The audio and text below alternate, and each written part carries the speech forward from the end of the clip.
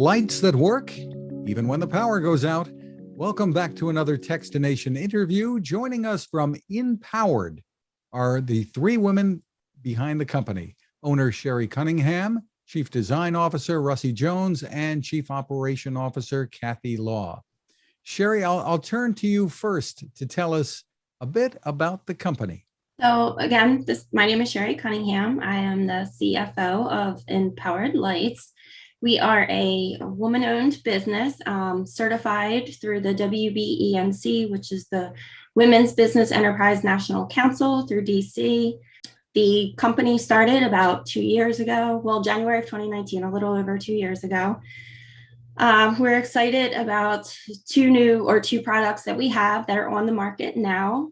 And we have some products that are in the making that I have prototypes for that I will be happy to share in a little bit. So you've been in business for a couple of years now, and you are a lamp maker. So how did that happen? What was the impetus behind this? So interesting story. inPOWERED Lights was actually Relialight, and I will let Russie talk about that in a minute. And my husband was interested in, he wanted to invest in a company. We came across Russie and her awesome invention. And we got involved and we wanted to revive the product, and we saw great potential and so many things we could do for it. It was something new on the market. There wasn't a product like it as far as the power outage and the light coming on and the charging and all that good stuff. So it was something we were really intrigued about and thought it would be a great product to bring back to the market and expand. And that's where we are now. So Russie, turning to you. Yes. Tell us about this. Tell us about the origins of this and why these lamps are different. Okay. In 2009, the South, we lived in Kentucky at the time, and it was a horrible, horrible ice storm.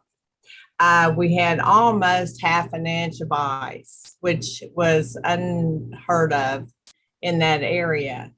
And we lost power for 6 days.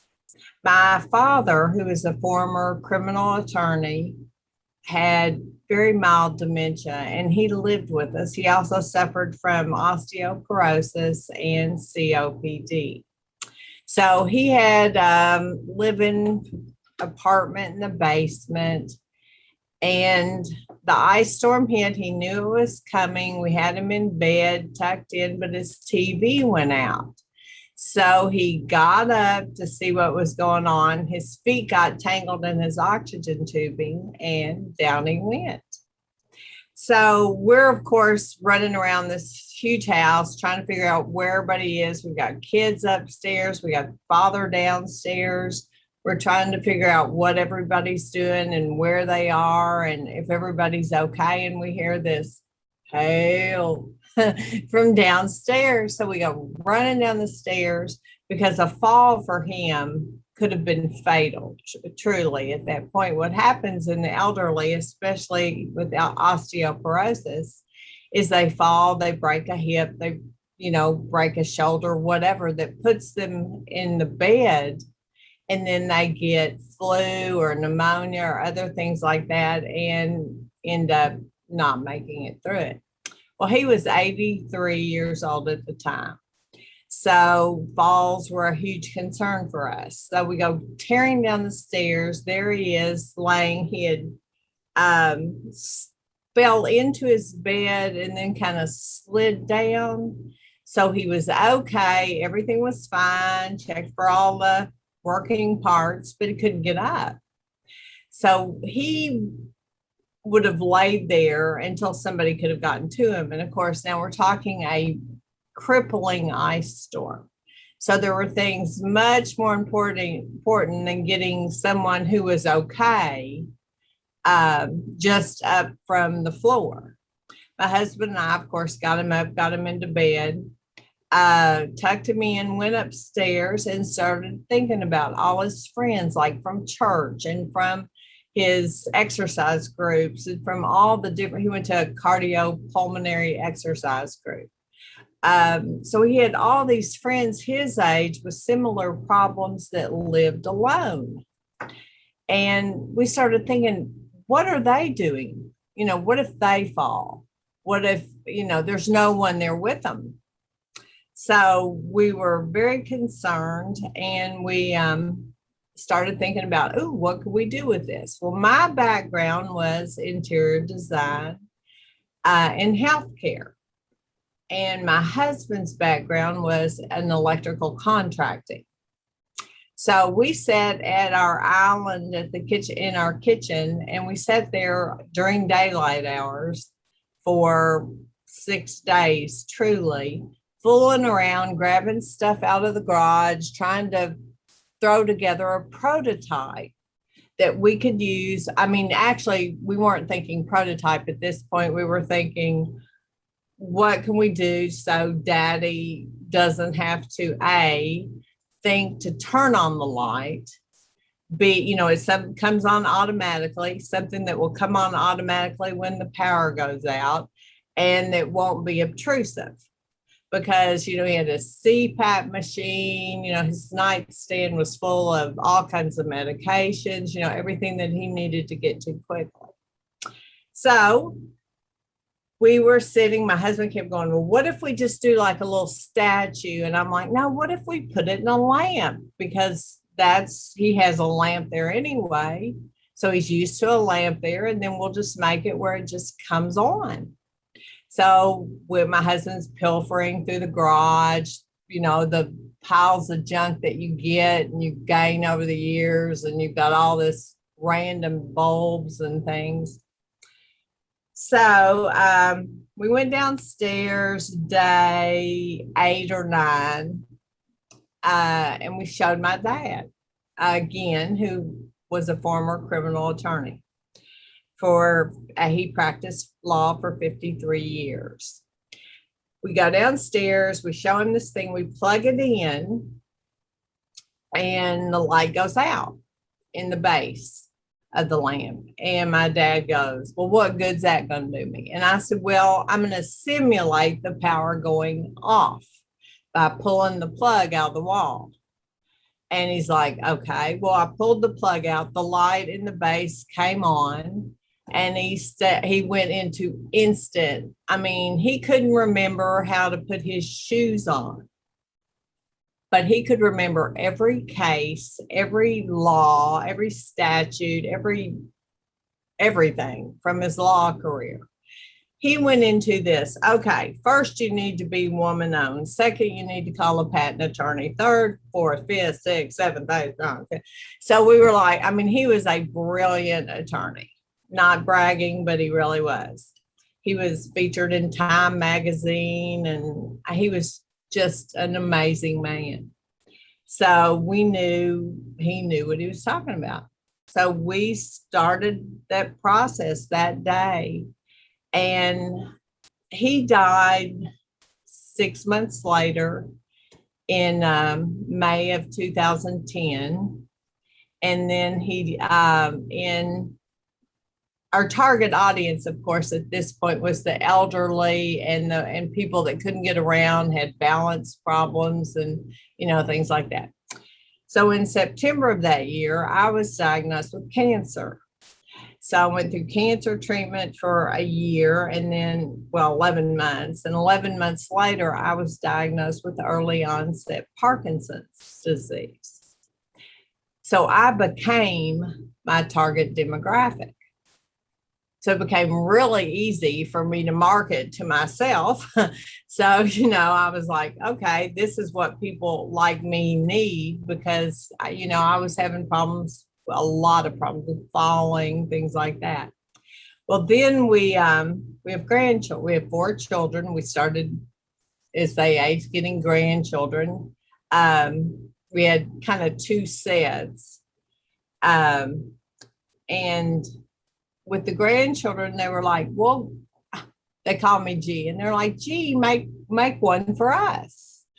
And that evolved into what Kathi will show you. So we have our adult line of lamps that are beautiful, because, my father couldn't Well, we even is in our 30s, you couldn't find a flashlight anywhere in our house that actually had batteries that worked, because we had 3 boys and a girl who were just all the time outside playing hide and seek and whatever that spotlight game is and all that with the flashlight. So that was impossible. Second, you could never, ever find anything that was attractive. You know, you don't want to set a big old camping flashlight out on your, end table and just leave it sitting there. And then third, you're never right next to whatever you have when the power goes out. Yeah, I mean, it's just not right there. Click, oh, power's on. Good, I'm good to go. So this solves so many of our problems. Then as we moved on in a little more, our one of our son's friends looked at me and said, why can't it does everything I need it to do, Russie? Why can't it charge my phone? And I looked at my husband and my husband goes, it can. There you go. So you mentioned Kathi. She's got the lamps with her. Kathi, we're going to turn to you to describe for us the lamps that you have on the market now. So right now on the market, we have our blue coral lamp. This is obviously the more home decor, beautiful piece that you'd like to see on your tables, nightstands in your home. Full functionality of the emergency light, regular light here, and then the backup, the USB for charging your devices. And then we also have the Lamp Angel, which is a smaller version that was more geared toward the children, but really it can be used by anyone, that has the backup emergency light, the regular light, and then also the USB port for charging your devices. So we have both of these lamps are on the market, are available on our website right now, and we have a couple other designs in development that Cherie has that she will be sharing as well. So besides being able to charge your devices with it and it coming on if the power goes out, you can also change colors with this. Tell me about it. yes, so the Lamp Angel actually has quite an array of colors to choose from that the base will change to. So what I can do is demonstrate how that would work. Lamp Angel also comes with a remote, and you're able to, let me get my phone here. You're able to operate it with an app, and the app that we have it working with right now is Lotus Lantern. So this is how you could turn the lamp on and off, and I can show you with my phone how I'm going to do that. Let me turn this lamp off. So I turn the base on. You can see the color here. It's actually purple. And then I'm going to change the color wheel to a blue, to pink, to the blue again. There's darker pink. And this sells for about $50, and the larger coral is about $100. $49.99 for the Lamp Angel, and the blue coral is $99.99. Terrific. Cherie, back to you. What's next for the company? Sorry, had to unmute. So the 2 items that we're working on now is our vertical lamp. But this, again, we actually have one on our end table out in our family room. We love it. If you'll notice, we have this new center device here, which when the lamp is plugged in, it's illuminated and it just says inPOWERED lights on it. And you can see that the lamp is on. And I'm going to unplug it to demonstrate what happens in the event of a power outage. So as you can see, it's unplugged, but then the emergency lighting comes on. And then this also is the charging pad down on the bottom. The inPOWERED light symbol is where you put your phone on this particular lamp and model. So it has wireless charging. It does. And there's another new model coming along as well? Yes, and that one is the blackout lamp, which, going back to Russie's about never having a flashlight that has batteries in it. So this is our take on the flashlight lamp, and it too. So up here on the top, this part comes out, and there you go. There's your power. Look at that. The lamp is not plugged in at this point, but it comes on in the event of a power outage. So now you always have handy, and it's very compact, easy to use, carry it around wherever you need to go. Pretty bright, as you can tell. And then it just stores in here and it stays on, and there's your lamp. Oh, terrific. You're obviously all pretty bright. So tell us when these are arriving on the market. These, we don't have a target date for these yet. We're still in production and working on some final things with that. But we are hoping in, the early part of next year that we have these and they're ready to go. For more information and maybe to purchase, where should people go? They can go to our website, which is www.inpoweredlights.com. We are on Amazon, Wayfair. We are actually in July or August, we're partnered with HSN. So our lamp angels will be on the Home Shopping Network, which we're really excited about. So people can go to inpoweredlights.com for more information. Cherie, Russie, and Kathi, thank you so much for taking the time with us. Thank you for having us. Thank you very much.